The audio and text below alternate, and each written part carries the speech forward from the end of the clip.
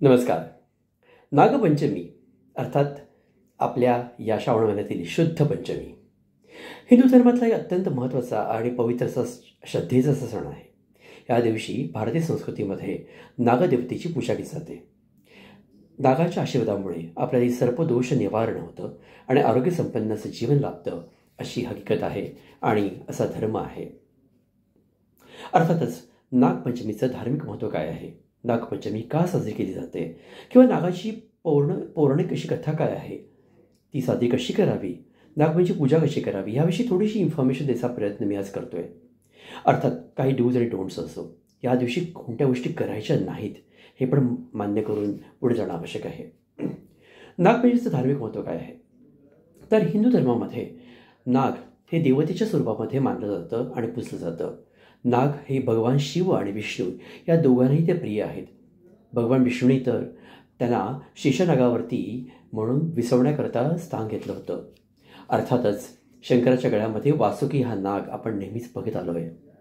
सर्पांना एक अत्यंत दिव्य असं स्थान दिलं आहे देवदेवतांनी आणि म्हणून श्रावण महिन्यामध्ये शिवपूजेला जेवढं महत्त्व आहे तेवढंच नागपंचमीला सर्पाची पूजा, नागाची पूजा करून विष्णू आणि शिव या दोघांनाही आपण अत्यंत मोकळ्या भावाने आणि पावन अशा मनाने त्यांच्या शुभाशुभाकरता पात्र होण्याकरता आपण प्रयत्न करतो. अर्थात या दिवशी नागदेवतेची पूजा केल्यामुळे सापाबद्दलची आपली जी भीती आहे तीही नष्ट होते, दूर होते आणि विषमतेचं संकट जे असतं तेही टळतं असं मानलं जातं. या दिवशी ज्या व्यक्तींना कालसर्पदोष आहे त्याने देखील नागपंचमीचं व्रत करावं, कारण त्यांचे ते सगळे दोष असतात ते काही प्रमाणामध्ये नाहीसे होतात. चला तर मग नागपंचमीची पौराणिक कथा आहे तिथे बघूया. यमुना नदीमध्ये कालिया नागाचा पराभव करून भगवान श्रीकृष्ण सुरक्षित नदीच्या वरती आले. तो दिवस होता श्रावण शुद्ध पंचमीचा अर्थात नागपंचमीचा आणि म्हणून या दिवसाचं महत्त्व हे अनन्यसाधारण आहे. अशी आणखी एक आख्यायिका आहे की एकदा एक शेतकरी आपल्या शेतामध्ये नांगरणी करत होता आणि त्याचा नांगर एका नागणीच्या बिळावरनं गेला. नागणीची पिल्लं मरण पावली. त्या रागाने त्या नागणीने शेतकऱ्याच्या मुलाला दंश केला आणि त्याचा मुलगा मरण पावला. त्या शेतकऱ्याने नागदेवतेची मनोभावी अशी पूजा केली आणि क्षमा मागितली.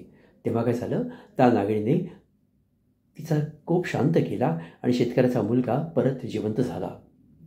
नागपंचमी हा असा एक अनन्यसाधारण असा सण आहे. तो कसा साजरा करावा, तर शुक्ल पक्षाच्या पंचमीला श्रावणामध्ये आपण हा सण साजरा करतो. बहुतेक स्त्रिया त्या दिवशी उपवास करतात आणि घरामध्ये नागदेवतेचा फोटो लावला जातो, त्याची पूजा केली जाते. जमलं तर वारुळाच्या इकडे जाऊन त्याची षोडशोपचाराची पूजा केली जाते. काही ठिकाणी नागदेवतेची मंदिरे पण आहेत, तिथे जाऊन नागदेवतेची पूजा यथासांग केली जाते. नागदेवतेला हळदी कुंकू वाहिलं जातं आणि अर्थात त्यावेळेला धूप दीप नैवेद्य दाखवून पूजा केली जाते. दूध आणि लाह्यांचा नैवेद्य नागाला अतिशय प्रिय आहे. नागपंचमीच्या दिवशी जोगा गाण्याची देखील प्रथा आहे. पौराणिक काळातली गाणी तुम्ही ऐकली असतील, ती हिंदोळ्यावरची आहे नागपूजेच्या दिवशीची.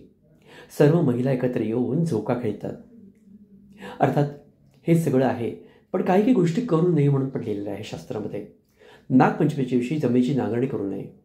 चाकू, सुरी, कोयता किंवा शेतामध्ये वापरण्याची काही उपकरणे आहेत, अवजार आहेत, त्याचा वापर त्या दिवशी तरी करू नये. कारण आपल्याला जनावरांना, सरपटणाऱ्या प्राण्यांना, नागांना जीवदान द्यायचं आहे. त्या दिवशी शेतकरी नागपंचमीच्या आदल्या दिवशी जनावरांकरता चारा काढून ठेवतो. तसेच महिलांनी देखील त्या दिवशी घरामध्ये म्हणजे स्वयंपाकघरामध्ये चाकू, सुरी यांचा वापर करू नये, भाजीपाला कापू नये, विशेषतः पालेभाज्यांचा वापर त्या दिवशी करू नये असं म्हटलं जातं. तव्याचा वापर देखील करू नये. आदल्या दिवशी ताव बाजूला करून ठेवावा. शिजवलेले पदार्थ आणि दूध लाह्या खाव्या. अर्थात तळलेले पदार्थ त्या दिवशी मुद्दामून करणं टाळावं आणि खाऊही नयेत. सर्पाला दूध पाजायचं की नाही हा एक मोठा वादाचा मुद्दा आहे, पण ते पर्यावरणाच्या हिताचं नाही आहे आणि सापांच्या आरोग्यकता पण नाही आहे. अर्थातच नागपंचमी हा सण हिंदू संस्कृतीतला एक अत्यंत महत्त्वाचा सण आहे. नागांचं महत्त्व हे एका प्राणीमात्राचं असलेलं महात्म्य दाखवतं. आपल्या संस्कृतीमध्ये आणि कृषीप्रधान अशा आपल्या देशामध्ये नागाला अनन्यसाधारण असं महत्त्व आहे, हे लक्षात ठेवूया. नमस्कार. विनय.